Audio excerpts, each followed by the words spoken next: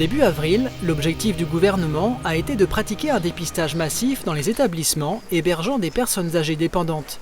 Le conseil départemental, en concertation avec l'agence régionale de santé, a sollicité le SDIS 78 pour mener à bien cette campagne. Puis le département l'a élargi en direction des 40 résidences autonomie et 5 établissements adultes handicapés relevant de sa compétence. Donc vous allez intervenir tous. Des personnels de la réserve sanitaire, composés de professionnels de santé, se sont également joints aux équipes. Fort de son expérience en logistique, le SDIS 78 a participé au prélèvement en mettant entre autres à disposition du personnel. Réparti par groupement, une planification s'est alors constituée.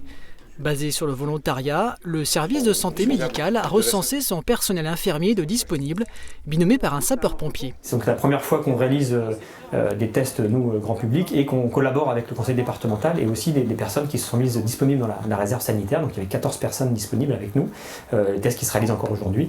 Nous aurons réalisé en tout une cinquantaine d'établissements, ce qui feront pratiquement 4000 prélèvements sur 5 semaines. Donc c'est effectivement une première et un très beau partenariat avec le conseil départemental. Ce matin, à la résidence des Grands Chênes de Chatou, une équipe se prépare au dépistage des résidents. Le médecin Aurélie Brana prépare son personnel au bon déroulé des prélèvements. Merci d'avoir à nouveau répondu présent pour cette journée. Là, on va faire des prélèvements PCR, c'est-à-dire un écouvillonnage nasal avec un petit coton-tige qu'on va enfoncer tout au fond dans le cavum pour savoir si les patients sont Covid positifs ou pas. Donc c'est un test qui a une sensibilité de à peu près 65 à 70%, c'est-à-dire que parfois on peut avoir des gens qui reviennent négatifs alors qu'en fait ils sont positifs, mais ça donne une bonne idée, une bonne photographie de l'état de contamination de nos personnes âgées dans les Yvelines. Donc on fait ça dans toutes les résidences de personnes d'autonomie et dans toutes les EHPAD. Mais pour cet après-midi, vous serez peut-être obligé de mettre dans un sachet rouge, replier, et mettre dans un deuxième sachet rouge. On met s'ils ont des symptômes, on replie le tout et Donc on a 5 binômes.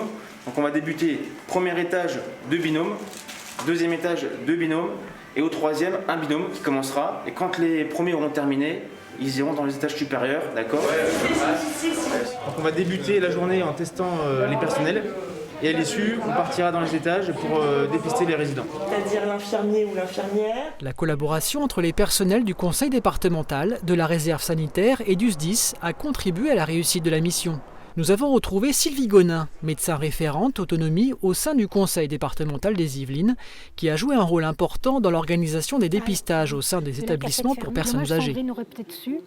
Voilà, le département a été un maillon également de la partie administrative qui est chronophage et permettre ainsi à nos équipes mixtes du SDIS et des préleveuses du département, qui étaient essentiellement des infirmières puéricultrices, qui avaient la technicité du geste, et on s'est alliés avec la logistique du SDIS pour mener à bien cette campagne.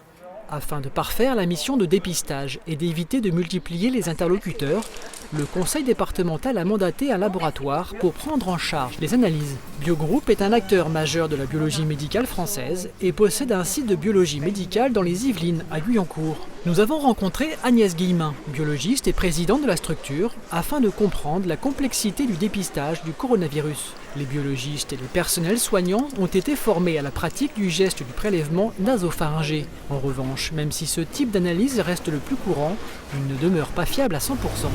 Stéphanie, on a reçu les prélèvements de l'EHPAD de Montesson. Afin de pointer les patients qui ont été prélevés. Donc c'est un test technique qui est abordable à tous, mais il faut être vigilant pour le faire parfaitement, parce qu'on sait que sinon on a des faux négatifs. Les faux négatifs sont quand même importants. Statistiquement, on est entre 20 et 30% de faux négatifs, donc c'est embêtant. Mais on sait que c'est la qualité de prélèvement qui est importante pour réduire ce faux négatif. Que quand on prélève au moment de la première semaine de symptômes, on a toutes les chances d'avoir accès et de récupérer le virus et donc de rendre une PCR positive. On sait qu'après, le virus risque de descendre au niveau des bronches et on ne va pas le retrouver au niveau rhinopharynx.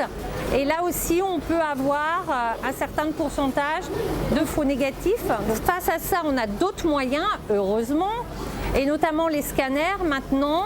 Scanner et clinique, en fait vous avez un faisceau entre la clinique, les résultats du scanner et les résultats de la PCR qui vont permettre de diagnostiquer à l'équipe médicale et de faire ce qu'il faut en termes d'hospitalisation, traitement et autres, et suivi. Malgré les difficultés rencontrées par l'ensemble des laboratoires de France en approvisionnement de petits matériels nécessaires au prélèvement, le laboratoire Biogroup a anticipé cette carence afin de répondre aux demandes de l'Agence régionale de santé. Mais ça a mobilisé quand même beaucoup d'énergie d'un point de vue humain et d'un point de vue organisationnel. C'est vrai que nos équipes sont données à fond, étaient motivées et c'est quelque part notre contribution à l'effort qu'on doit faire devant cette crise sanitaire en fait. C'est entre autres tous ces efforts de l'ensemble des acteurs ayant eu un rôle de près ou de loin dans le dépistage que cette mission a pu être réalisée avec succès. On a été reconnus comme collaborateurs aussi auprès de l'ARS, comme soutien, comme on l'avait fait depuis le début de la crise, où on a apporté en termes de moyens humains et on est venu en support dans cette crise qui a demandé beaucoup de vigilance. Je pense qu'on a su être réactifs et les gens se sont mobilisés au-delà de leur temps normal, on va dire ça comme ça, qui était hors mission habituelle. Nous retrouverons dans le deuxième épisode l'équipe de prélèvement à la résidence des Grands Chênes et nous verrons comment ont-ils vécu la crise.